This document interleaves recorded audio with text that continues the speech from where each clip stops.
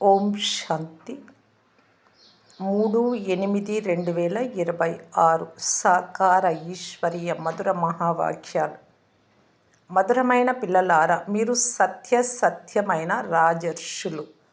రాజు మీరే, యజమానులు ఈ కర్మేంద్రియాలకు. ఋషి అంటే బేహద్దు వైరాగ్యంతో ఉండేవారు మీరే. రాజయోగులు. మీరు రాజ్యమును పొందేందుకు తప్పకుండా పవిత్రంగా కావాలి. ప్రశ్న: ఏ శ్రద్ధ వహించినట్లయితే మీరు రాజ్య పదవికి అర్హులుగా అవుతారు? జవాబు: ఒకవేళ చదువు పట్ల మీరు పూర్తి శ్రద్ధ వహించినట్టయితే మీకు రాజ్య పదవి లభిస్తుంది. తండ్రి వినిపించిన దానిని బాగా విని ధారణ చేయండి. తండ్రి చెప్పినట్లు విని నడిచారు అంటే మీకు రాజ్య పదవి లభిస్తుంది. ఒకవేళ వినే సమయంలో ఆవులిస్తూ నిద్రపోతూ ఉన్నా, లేక బుద్ధి అటు ఇటు భ్రమిస్తూ ఉన్నా రాజ్య పదవిని పోగొట్టుకుంటారు. అందువలన చదువు పట్ల పూర్తి శ్రద్ధ వహించండి. పాట: మనము ఆ మార్గాలలో నడవాలి. ఓం శాంతి. ఆత్మిక తండ్రి ఆత్మిక పిల్లలకు అర్థం చేస్తూ ఉన్నారు. ఈరోజు పిల్లలకు రాజయోగం మరియు హఠయోగం గురించి తండ్రి అర్థం చేయిస్తారు. బయట నేర్పించేవన్నీ హఠయోగాలే అని పిల్లలకు తెలుసు. ఎందుకంటే వారు కర్మ సన్యాసులు. వాస్తవానికి గృహస్థులకు హఠయోగము, కర్మ సన్యాసము నేర్పించరాదు. అది నివృత్తి మార్గం. అన్నీ వదిలేసి ఇల్లు వాకిళ్ళు వెళ్ళిపోయినటువంటి వారికి సంబంధించినటువంటిది నివృత్తి మార్గము, హఠయోగము అంటే. ఆ ధర్మమే వేరు. మీ ధర్మం దేవీ దేవతా ధర్మం. దేవీ దేవతలు రాజయోగము ద్వారానే రాజ్యాన్ని పొందారు. ఇప్పుడు రాజర్షులు పవిత్రంగా ఉండే వారిని ఋషులు అని అంటారు. మీరు ఇప్పుడు పవిత్రంగా ఉన్నారు. పవిత్రంగా లేని వారిని ఋషులు అని అనరు. మీరు రాజ్యమును పొందేందుకు పవిత్రంగా అవుతారు. వారేమి రాజ్యాన్ని పొందేందుకు పవిత్రంగా అవ్వరు. పవిత్ర ప్రపంచంలో మనకు పవిత్రమైన రాజ్యం ఉండేది అని మీకు తెలుసు. భారతదేశంలోని 5,000 సంవత్సరాల క్రితం దేవీ దేవతల పూజ్య పవిత్ర ప్రవృత్తి మార్గం ఉండేది. ఇప్పుడు పతిత పూజారులుగా అయ్యారు. పతితంగా ఎలా అయ్యారు? 84 జన్మల లెక్క ఉంది కదా. సహజ రాజయోగాన్ని ఏ తండ్రి అయితే మీకు నేర్పిస్తూ ఉన్నారో వారే మీకు 84 జన్మల లెక్కను అర్థం చేయిస్తారు. ఇతర ధర్మాల గురించి సన్యాస ధర్మం వారికి ఏం తెలుసు? ఇది దేవీ దేవతల ప్రాచీన ధర్మం. ఇది చాలా కాలం క్రిందట నేర్పించినటువంటిది. గడిచిపోయిన వాటి గురించి సన్యాసులు అర్థం చేసుకోలేరు. తర్వాత జరిగిన వాటిని గురించి వివరిస్తూ ఉంటారు. హఠయోగులు అనేక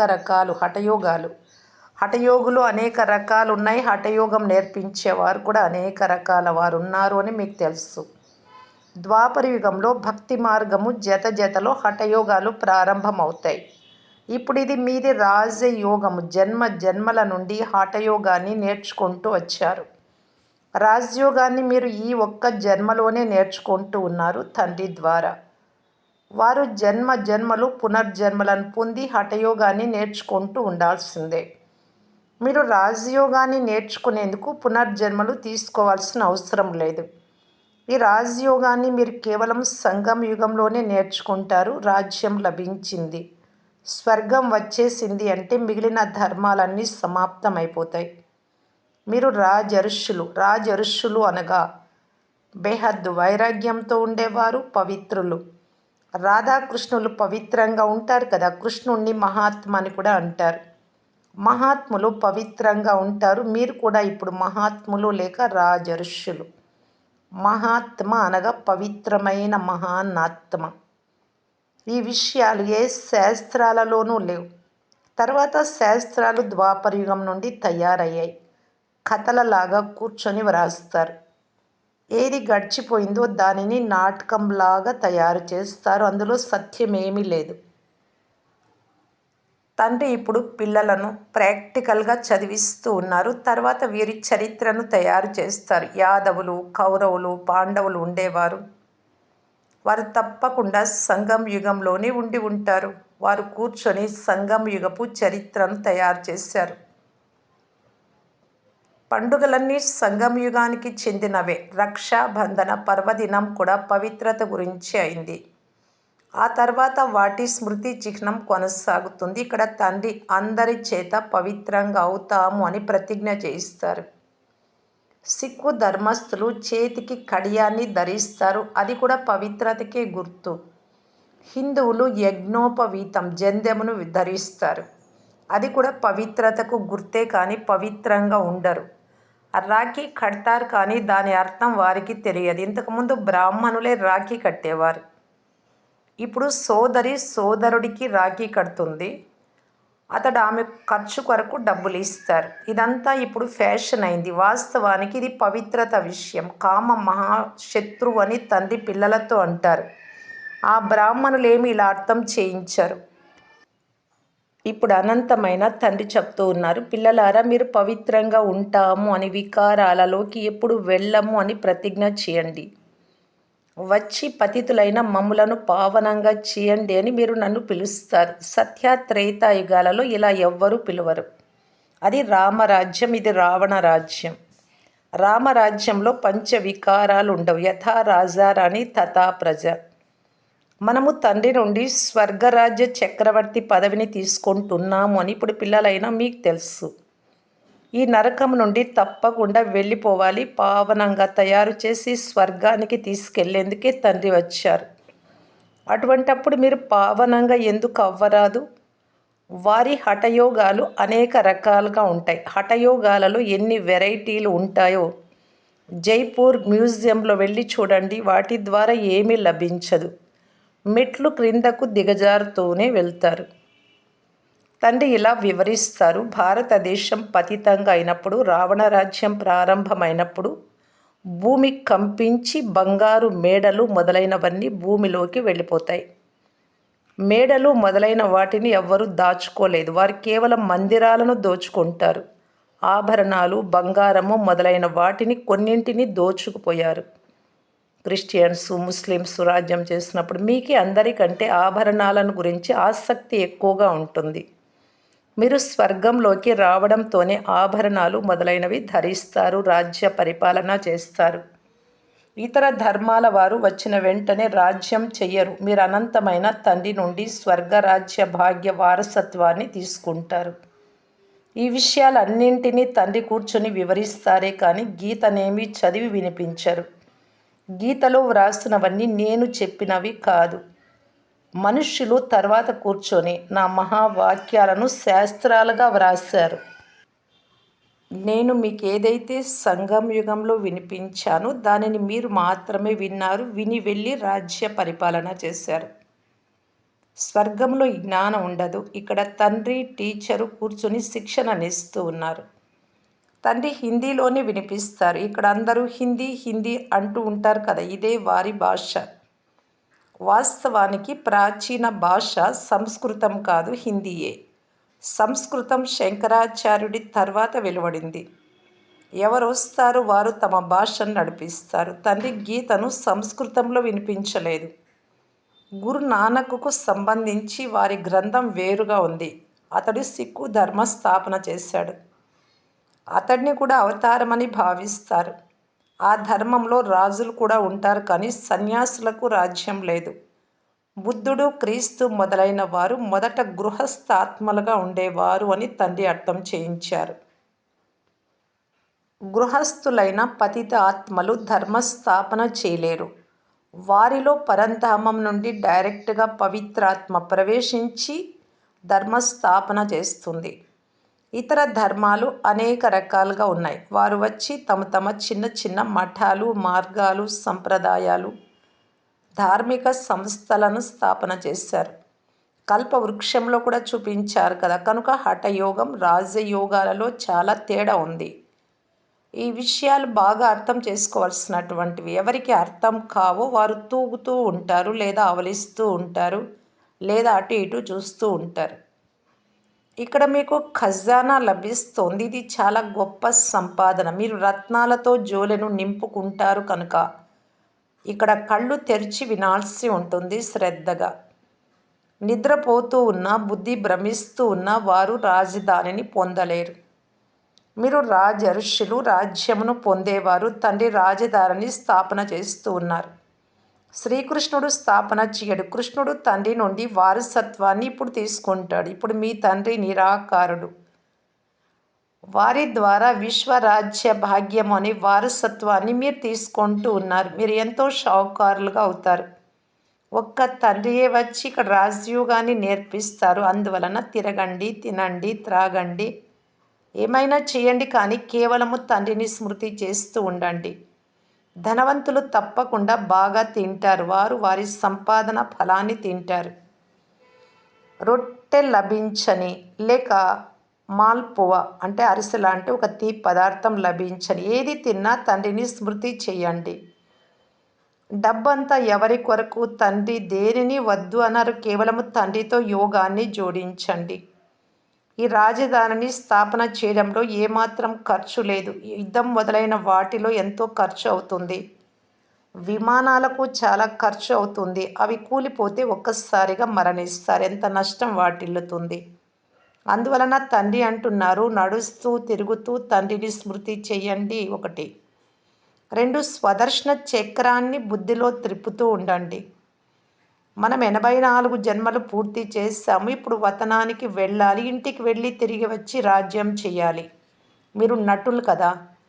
ఆ సినిమా 2 లేదా 2.5 గంటల పాటు ఉంటుంది.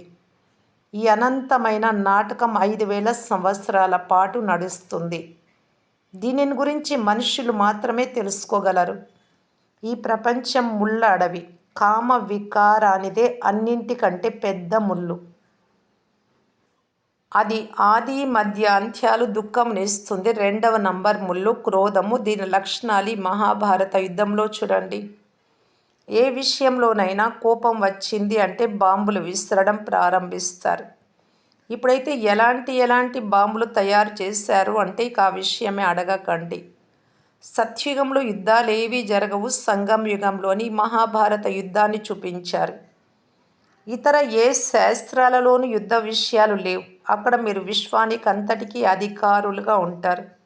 స్వర్గంలో యుద్ధం మాటే ఉండదు. శాస్త్రాలలో దేవతలకు అసురులకు యుద్ధం జరిగినట్లు చూపించారు. కానీ దేవతల అహింసకులు. మీరు యోగ బలము ద్వారా విశ్వానికి అధికారులుగా అవుతారు. ఇది శాంతి శక్తి. ఇందులో మీరేమీ మాట్లాడాల్సిన అవసరమే లేదు. స్మృతి శక్తి ద్వారా విశ్వరాజ్య భాగ్యాన్ని తీసుకుంటారు.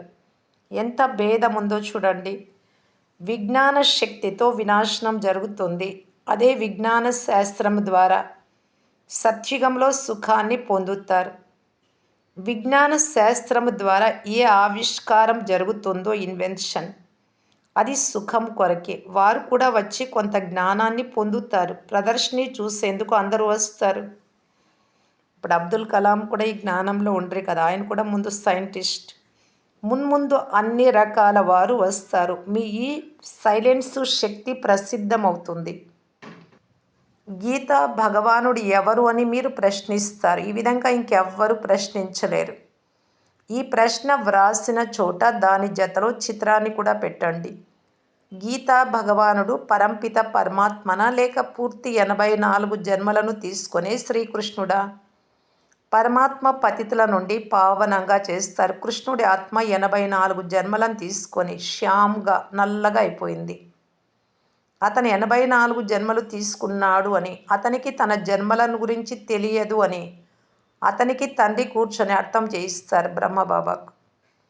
పాత్రధారులకు వారు ఎలా 84 జన్మలు తీసుకున్నారో తెలిసి ఉండాలి కదా. సన్యాసుల ధర్మమే వేరు. భారత్ వాసులకు తమ ధర్మం గురించి తెలియని కారణంగా ఇతర ధర్మాలలోకి వెళ్తూ ఉంటారు. ఎవరైనా గురువు ఆశీర్వాదం ద్వారా ఎవరికైనా ధనం లభించింది అంటే వారు ఆ గురువు పట్ల ఆసక్తిని పెంచుకుంటారు. తర్వాత దివాలా తీసినట్లయితే భగవంతుని నిర్ణయం అని అంటారు. మగపిల్లవాడు జన్మిస్తే చాలా సంతోషిస్తారు. 10-12 రోజుల తర్వాత ఆ పిల్లవాడు మరణిస్తే గురువులంతా భగవంతుడి నిర్ణయం అని అంటారు. ఇతన్ని జీవింప చేయడం మా చేతిలో లేదు అని గురువులు అంటారు. ఇలాంటి ఉదాహరణలు బ్రహ్మబాబా చాలా చూసి ఉన్నారు.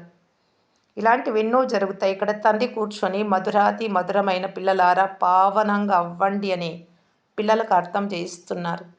జ్ఞాపకముందా? మహాభారత యుద్ధం జరిగినప్పుడు ద్రౌపది, బాబా, నన్ను ఈ దుశ్శాసనుడు నగ్నంగా చేస్తున్నాడు, ఇతడి నుండి నన్ను రక్షించు అని దీనంగా పిలిచింది. ఇది 5000 సంవత్సరాల విషయం. ద్రౌపదులంటే మీరాత్మలు. ఈ విషయం కారణంగానే అబలలపైన అత్యాచారాలు జరిగాయి. దుశ్శాసనుడు ఎక్కడ వేరే వాళ్ళు కాదు, భర్తలను గురించే చెప్తూ ఉన్నారు శాస్త్రాలలో కూడా. ఇవి కొందరు స్త్రీలు కూడా కామ వికారం అనే విషయం లేకుండా ఉండలేరు. అలాంటి స్త్రీల పేర్లే శూర్పణఖ, పూతన మొదలైనవి. అలాగే విషం కొరకు దుఃఖపెట్టే కంసుడు, జరాసంధుడు, శిశుపాలుడు, వీరందరూ వినాశనం పాలవ్వాల్సిందే. ఈ సమయంలో అసురీ రాజ్యం ఉంది, తర్వాత మళ్ళీ ఇది ఈశ్వరీయ రాజ్యంగా పరివర్తన అవుతుంది. 84 జన్మలు ఎలా తీసుకుంటామో మీరు ఈ పూర్తి చక్రం గురించి తెలుసుకున్నారు. వికారాలలోకి వెళ్ళినప్పుడు ఇవన్నీ మర్చిపోయారు.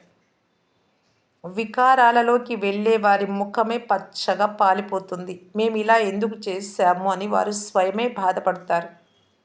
పిల్లలారా, ఈ వికారాల ఊబిలోకి వెళ్ళకండి అని తండ్రి చెప్తున్నారు. ఇవి మీకు ఆది మధ్యాంత్యాలు దుఃఖమునే ఇస్తాయి. ఎప్పుడూ వీటి ద్వారా సుఖమే లేదు. వీటిలో చిక్కుకోకండి.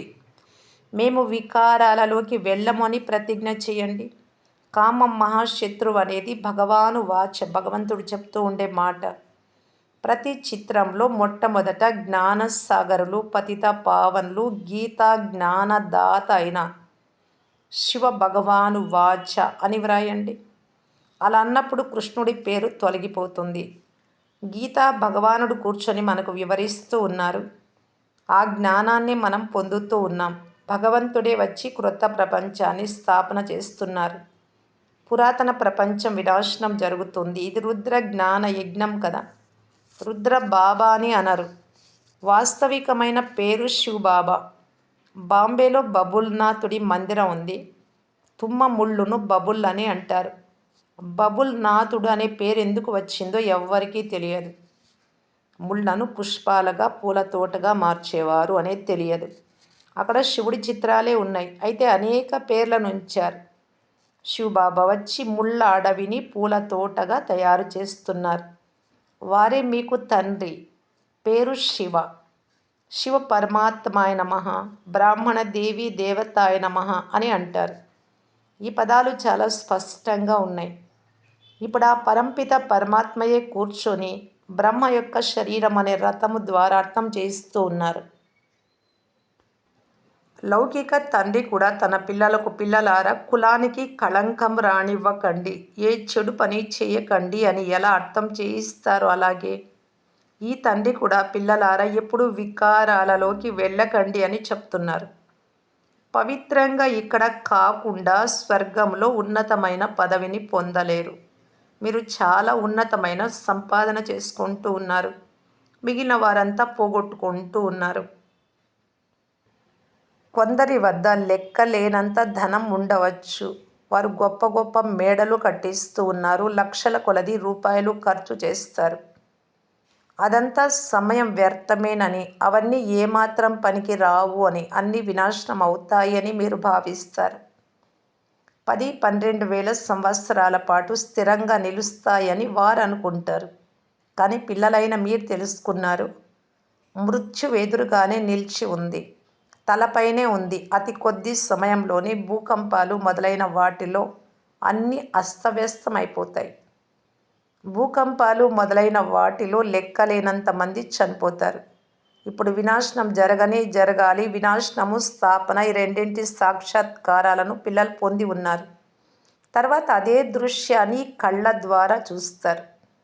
భక్తి మార్గంలో ఏమేమో చేస్తారు కానీ వైకుంఠానికి వెళ్ళలేరు. జ్ఞానం లేకుండా సద్గతి స్వర్గంలోకి వెళ్ళలేరు. ఇవన్నీ భక్తి మార్గపు ఆట బొమ్మలు. మంచిది. మధురాతి మధురమైన అపురూపమైన పిల్లలకు మాతాపిత బాప్దాదాల ప్రియ స్మృతులు మరియు గుడ్ మార్నింగ్. ఆత్మిక పిల్లలకు ఆత్మిక తండ్రి నమస్తే. ధారణ కొరకు ముఖ్య సారము. ఫస్ట్ పాయింట్, కుల కలంకితులుగా చేసి ఏ చెడు పని చేయరాదు. మీకు మీరే పవిత్రులుగా తయారవ్వాలి అని ప్రతిజ్ఞ చేసుకోవాలి. సెకండ్ పాయింట్, ఇప్పుడు మీ సమయాన్ని ధనాన్ని వ్యర్థం చేసుకోరాదు. స్వర్గం అనే పుష్పాల తోటలోకి వెళ్లేందుకు ముళ్లను తొలగించి వేయాలి, వికారాలను. వరదానము. అలౌకిక ఆటను మరియు ఆట బొమ్మలతో ఆడుకుంటూ సదా శక్తిశాలిగా అయ్యే అచల్ అడోల్ భవ.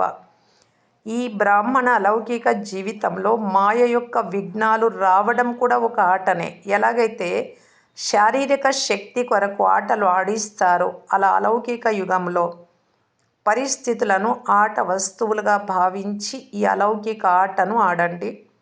వీటితో భయపడకండి లేక గాబరా పడకండి. సర్వ సంకల్పాల సహితంగా స్వయాన్ని బాప్దాదాపై బలిహారం చేస్తే మాయ ఎప్పుడూ దాడి చేయలేదు. ప్రతిరోజు అమృత వేళలు సాక్షిగా ఉండి స్వయాన్ని సర్వశక్తులతో అలంకరించుకుంటే అచల్ అడోల్గా ఉంటారు. స్లోగన్. ఏదైనా ప్రాపంచిక విషయాన్ని వినడము వినిపించడం కూడా స్వయంలో చెత్తను ప్రోగు చేసుకోవడం అవుతుంది. దాని నుండి చెత్త ఎక్కడ ఉంటే అక్కడ క్రిములు చేరుతాయి, ఈగలు, దోమలు, మిగతా క్రిములన్నీ. అలాగే ఇక్కడ వ్యర్థ విషయాలన్నీ మనస్సులో ఉంటాయి, నిండిపోతాయి, ఎక్కడికి వెళ్ళవు అవి. ఇంతకుముందే చెత్త 63 జన్మలది ఉంది. మళ్ళీ చెత్త అంటే వ్యర్థమైన విషయాలను వినడము వినిపించడం చూడడం ఇలాంటివన్నీ చేస్తే అక్కడికి వికారాల జర్మ్స్, సూక్ష్మ క్రిములు వచ్చి చేరుతాయి. అవి చాలా దుఃఖం ఇస్తూ ఉన్నాయి. దానికే బాబా చెప్తూ ఉన్నారు, ఈ చెత్తను జమ చేసుకోకండి. అవ్యక్త సూచన. అపవిత్రత యొక్క బీజాన్ని కూడా సమాప్తం చేసి సంపూర్ణ స్వచ్ఛంగా పవిత్రంగా కావటానికి బాప్దాదా తెలియజేస్తూ ఉన్నారు. బాప్దాదా యొక్క ముఖ్యమైన ఆజ్ఞ నిరంతరము స్మృతిలో ఉండండి, నిరంతరము తలం చేయాలి మరియు మనస వాచ కర్మణ ద్వారా పవిత్రంగా అవ్వండి. సంకల్పంలో కూడా అపవిత్రత లేక అశుద్ధత ఉండరాదు. ఇప్పటి సమయం అనుసారంగా బాబా వ్యర్థాన్ని కూడా పాపంగా భావించండి మీరు అంటున్నారు. దీనినే సంపూర్ణ పవిత్రత అంటారు. ఒకవేళ సంకల్పంలోనైనా పాత అశుద్ధ సంస్కారం ఏదైనా టచ్ చేసినా, గుర్తుకొచ్చినా, పెద్ద సంకల్పాలు నడిచినా లేక స్వప్నాలు వచ్చిన వికారాల స్వప్నాలు సంపూర్ణ పవిత్రంగా ఉన్నారు అని అనరు. అది సంపూర్ణ పవిత్రత కాదు. అందువలన పవిత్ర భవ, యోగి భవ, ఈ మొదటి లెసన్ను స్వరూపంలోకి తీసుకురండి. అప్పుడే తండ్రి సమానంగా మరియు తండ్రికి సమీపంగా వచ్చేందుకు అధికారులుగా అవుతారు. ఓం శాంతి.